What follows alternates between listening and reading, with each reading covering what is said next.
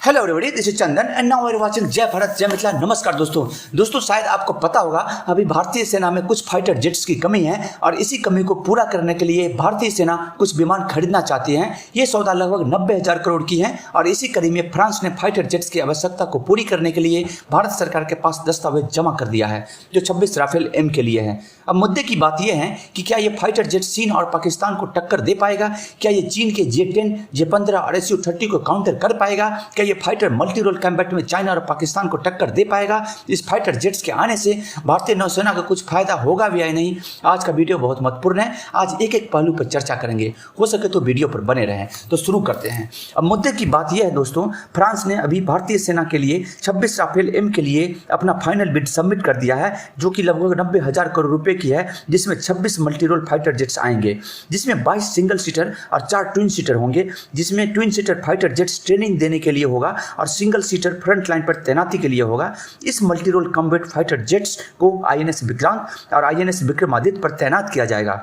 आपको बता दूं, दक्षिण एशिया में केवल भारत, चीन के पास ही अपना एयरक्राफ्ट कैरियर है। चीन के एयरक्राफ्ट कैरियर पर 3 तरह के मल्टी रोल फाइटर जेट्स तैनात हैं, जिसमें पहला J-10, दूसरा J-15 और तीसरा Su-30 है। अब देखते हैं राफेल एम ये तीनों विमानों को टक्कर दे पाएगा या नहीं, या राफेल एम कितनी कारगर है। तो पहले बात कर लेते हैं इन सारे विमानों की लंबाई की। आपको बता दूं, विमानों की साइज जितनी छोटी होगी मैन्यूवरिंग उतनी आसान, यानी विमान कॉम्बैट में उतनी अच्छी। J-10 की लंबाई 55 फीट है, J-15 की लंबाई 73 फीट है, Su-30 की लंबाई 72 फीट है और राफेल एम की लंबाई 50 फीट है। तो राफेल कॉम्बैट ऑपरेशन में इन तीनों विमानों पर भारी प्रगति दिख रही है। अब बात करते हैं क्रू मेंबर पायलट के बारे में। तो J-10 को सिंगल पायलट ही उड़ा सकता है, तो वही J-15 को 1 या 2 पायलट एक साथ उड़ा सकते हैं, तो वही Su-30 को उड़ाने के लिए 2 पायलटों की आवश्यकता पड़ती है। अब बात करते हैं राफेल एम की। तो राफेल एम को सिंगल और डबल दोनों पायलट उड़ा सकते हैं, यानी यहाँ ये J-10 पे भारी पड़ रहा है और Su-30 और J-15 के बराबर। अब बात करते हैं वजन की। दोस्तों बता दूं, विमान का वजन जितना कम होगा वो उतनी फ्यूल यानी ईंधन की बचत करेगा और विमान हैंडलिंग में भी आसानी होगी। J-10 14,000 किलोग्राम वजनी है, तो वहीं J-15 27,000 किलोग्राम वजनी, तो वहीं Su-30 24,900 किलोग्राम वजनी, तो वही राफेल एम 15,000 किलोग्राम वजनी है। यहाँ भी बाजी राफेल एम के हाथों में जाती दिख रही है। अब बात करते हैं फ्यूल की। आपको पता ही होगा, फ्यूल जितनी ज़्यादा विमान उतनी ज़्यादा देर तक उड़ान भर सकती है और ज़्यादा देर तक डॉग फाइटिंग कर सकती है।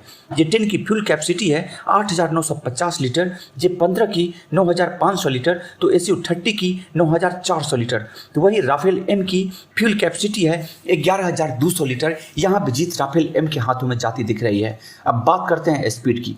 J-10 की स्पीड 2205 किलोमीटर आवर है, J-15 की 2,963 किलोमीटर आवर और Su-30 की 2,120 किलोमीटर आवर, तो यही राफेल एम की 2205 किलोमीटर आवर है। यानी J-15 से ये कमज़ोर है, लेकिन Su-30 से ऊपर और J-10 के करीब बराबर। स्पीड के मामले में यहाँ J-15 जीतती दिखाई पड़ रही है। अब बात करते हैं अधिकतम ऊंचाई पर उड़ने की।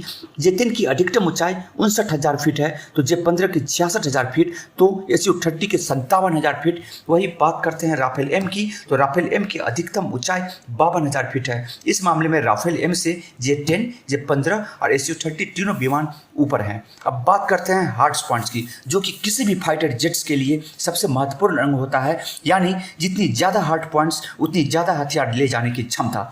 J-10 में 11 हार्ड पॉइंट्स होते हैं, जिसमें 4 तरह के हवा से हवा में मार करने वाली मिसाइलें लगा सकते हैं, 4 तरह के बम लगा सकते हैं, 90 mm के अनगाइडेड मिसाइलें और 23 mm की गन लगा सकते हैं। तो वहीं J-15 में 12 हार्ड पॉइंट्स होते हैं, जिसमें 9 तरीके के हथियार लगा सकते हैं। इसके अलावा इसमें 30 mm की एक गन भी लगी होती है। तो वहीं Su-30 में भी 12 हार्ड पॉइंट्स होते हैं, जिसमें 3 तरह के रॉकेट्स, 9 तरह के मिसाइलें या बम लगा सकते हैं। इसके अलावा इसमें भी एक 30 mm की गन लगी होती है।